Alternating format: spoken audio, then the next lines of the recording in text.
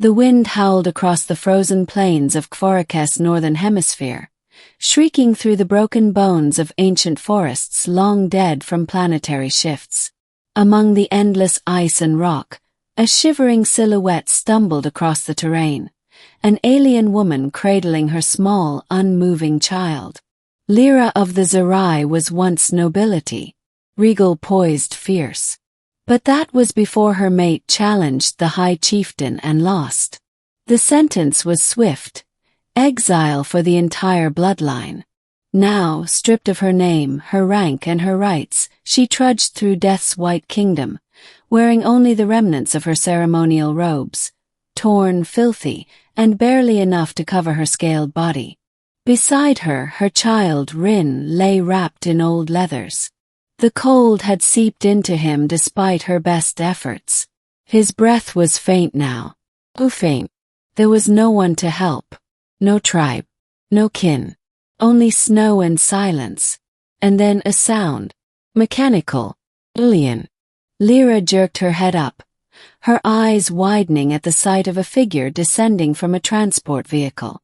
Tall, broad-shouldered, and wrapped in layers of advanced environmental gear, the bipedal being crunched across the snow toward her. Human. Her people called them reckless, warmongering anomalies. But here, he was the only creature not trying to kill her or ignore her dying child. "Hey!"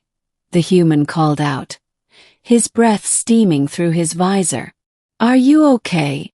She instinctively bared her teeth, stepping between the stranger and her child. He raised his hands. "Easy. I'm not your enemy. You're not safe out here. Your little one needs warmth. Let me help." Lyra hesitated. Her pride screamed in protest. But her arms trembled, her knees buckled, and then Rin whimpered, his tiny clawed hand twitching against her chest. "Please," she rasped. "He's dying." Without waiting, the human removed his outer cloak and wrapped it around both of them. He didn't flinch when her sharp spines grazed his arms. Instead, he knelt, lifted them gently, and carried them toward his waiting shuttle.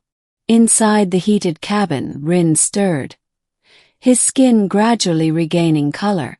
Lyra, curled beside him on a padded seat, still watched the human with suspicious eyes. He moved around the interior with calm efficiency, programming coordinates and preparing hot nutrient broth from a field dispenser. "You got a name?" he asked casually. "Lyra," she said finally. "I'm Jonas. Federation Frontier Corps. Out here mapping abandoned regions and frozen hellholes for future terraforming." He grinned. "Looks like I found more than just rocks this time." She eyed him warily. "Why help me?" Jonas handed her a steaming canister. "You're a mother trying to save her child. That's reason enough." Lyra stared at the broth. Her hands shook as she lifted it to her lips. She hadn't eaten in 2 days, conserving everything for Rin. She lowered the canister and finally whispered, "I burned my last clothes 2 nights ago, to make fire." He couldn't stop shivering. Jonas's expression softened. "That's what moms do. They give until there's nothing left." He reached into a supply crate and tossed her a thermal blanket. "You won't have to burn anything else. Not on my watch." Over the next week, Jonas ferried them to a temporary outpost nestled in the craggy ravines of Kvorakes' southern ridge.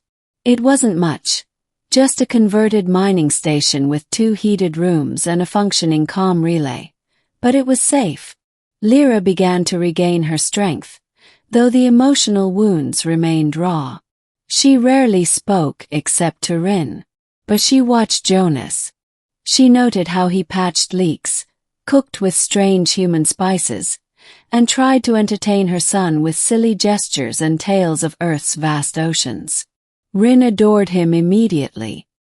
"He's strong," the child murmured one evening, curled against her. "He doesn't smell like lies." Lyra chuckled softly. No, little one. He smells like rust and burnt meat. But she agreed silently. Jonas was different. Not soft, not pitying, just decent. Steady. Then the distress signal arrived. Jonas frowned at the screen. Federation picked up movement near Sector 47. It's Zerai War Scouts, your people. Lyra's spines rippled. They don't search for exiles. Not unless someone important's looking for something. Jonas finished grimly. He stood. If they find me, they'll take Rin. Is valuable. My mate was of pure line. Rin carries traits the elders covet. They don't want me. They want him. Jonas looked between them. Then we leave. I've got clearance for orbital extraction. I can get you off-world. Lyra stiffened. We can't. The moment I register on a ship, the blood tags in our DNA will alert their trackers. Jonas frowned. Blood tags. She nodded. Zerai tech. Gene-coded beacons embedded in Nobleborn. We can't run. Not for long. Jonas stared at her, then turned to his gear and began pulling out components. Then we remove it. Her eyes widened. It's fused into our bone marrow. He smiled grimly. Good thing I've got tools and a reputation for doing impossible things. The next 36 hours were grueling. Jonas sterilized the room, used a portable medbot, and guided Lyra through the agonizing extraction. For Rin it was easier. He was young, the blood tags still shallow. But for Lyra, she bit into her own arm to keep from screaming as Jonas cut and carefully removed the implant fragment by fragment. When it was done, she collapsed, sweat-slicked and trembling. Jonas gently cleaned the wound and wrapped it. You're free now. Lyra, eyes brimming with exhausted tears, whispered. Why do this for us? He shrugged. Because no one should be hunted for existing. 3 days later the scouts arrived. Too late. Jonas had prepped the outpost for demolition, wiping all traces of biometric residue. By the time Zerai ships descended, Lyra and Rin were already in orbit, aboard a Federation science vessel, flagged under Jonas's personal command. The captain, a wiry woman named Valen, gave Lyra a nod. You're officially a refugee now. Protected under Article 7. The Zerai Empire can't touch you here. Lyra bowed her head. Thank you. Rin clung to her leg. Where will we go now? Jonas grinned. Wherever you want. There's a terraforming colony on Lyra 9. Good place. Warm. Open skies. You could start over. She stared at him. And you? I'm stationed there now. And I could use someone who knows survival. You in? Lyra looked at her son. Looked at Jonas. Then nodded. We're in. 6 months later. The plains of Lyra. 9 shimmered beneath golden twin suns. Crops swayed in the wind. Children, Zerai, human and others, chased each other past solar wells and grav tractors. Lyra stood on the ridge, watching Rin laugh as he ran with the others. Behind her, Jonas approached, wiping grease from his hands. The irrigation nodes finally fixed. Waters flowing. She turned to him, her scales catching the light. I never imagined I'd end up here. Life. Free. He shrugged.